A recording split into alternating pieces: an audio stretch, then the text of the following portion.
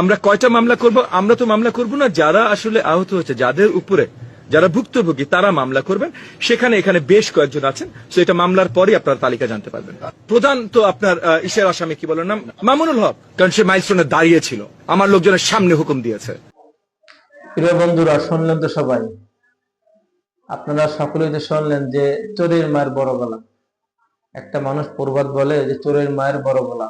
আজকে অবস্থাটা তেমনই হলো। দেশের যে কি পরিস্থিতি, অন্যায়ের বিরুদ্ধে কথা বলার কোনো সুযোগ নাই। ববি হাজ্জাজ সে ভোট চুরি করে সে ক্ষমতায় গেছে, এটা আমরা সকলেই জানি, বাংলার জনগণ সকলে জানে। সে ভোট কার্ড চুরি করিয়া সে ক্ষমতায় গেছে, ভালো কথা, যা ক্ষমতায়।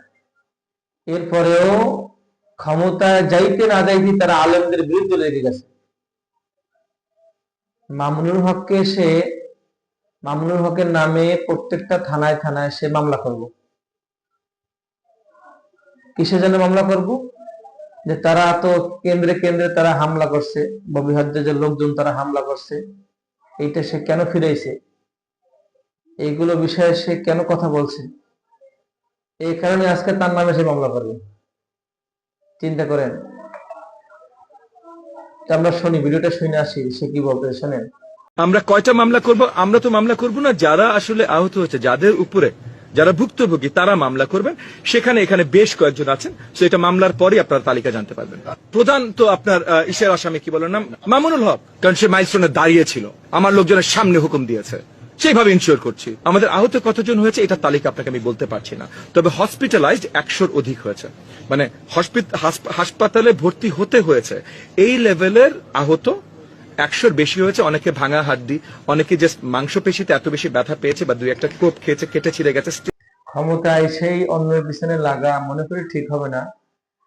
তার এটা বোঝা উচিত যে আমি নতুন একজন প্রার্থী হয়ে আসছি, নতুন ক্ষমতায় আসছি, আমি একজন এমপি, নতুন দলের জন্য এটা কতটা ক্ষতিকর হবে কতটা ভালো হবে সেটা তার বিবেচনায় রাখা উচিত, এবং তার উপদেষ্টা যারা আছেন তাদেরও এটা নিয়ে ভাবা উচিত যে সে কি করতেছে, এটা কি করা ভালো হবে না আদৌ খারাপ হবে, এটা তাদের একটা চিন্তা করা দরকার ছিল, দরকার উচিত এটা।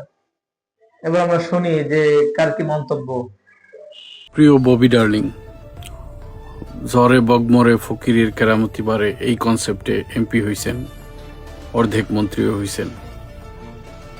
যতটুকু পাইছেন এনজয় করেন, মাওলানা মামুনুল হকের পিছনে লাগেন না। আপনি তার নখের যোগ্যও না। একজন দালাল একজন দায়ীর মোকাবেলা করতে পারে না, তাও 3rd ক্লাস গ্রেডের দালাল। প্রিয় ববি ডার্লিং, জনাব তারেক রহমানের উম্মা ববি বজ্জাত হুমকি দিচ্ছেন আল্লামা মামুনুল হকের বিরুদ্ধে তিনি প্রত্যেকটা থানায় মামলা করবেন। কেন করবেন? সে যে ভোট চুরি করেছে, সেই ভোট চুরিতে বাধা দিয়েছিল আল্লামা মামুনুল হকের লোকজন। সেই সময় সেনাবাহিনী যে ভোট চোরদের পাছা পিটিয়ে লাল করে দিয়েছিল, অনেকগুলোর পাছা এমন ভাবে লাল করছে সেই পাছাগুলো আর আগের রূপে ফিরতেছে না। এখন এই দোষ কার? ভোট চুরিতে বাধা খেয়ে দিছে আল্লামা মামুনুল হকের লোকজন দিছে, আর সেনাবাহিনী সেগুলো ধরে পিটাইছে। এখন সে মামলা দিবে আল্লামা মামুনুল হকের বিরুদ্ধে। তারেক রহমানের উম্মা ববি বজ্জাত কি জানে সে যে ভোট চুরি করে এমপি হয়েছে, আবার সে তারেক রহমানের উম্মা হিসেবে সালাইকুম সালাইকুম সালাইকুম ভাই সালাইকুম, তার যে অভ্যাস হয়ে গেছে, সেই অভ্যাস কি সে মনে করছে যে বাংলার জনগণ, ঢাকা 13 আসনের মানুষ সবাই মেনে নেবে?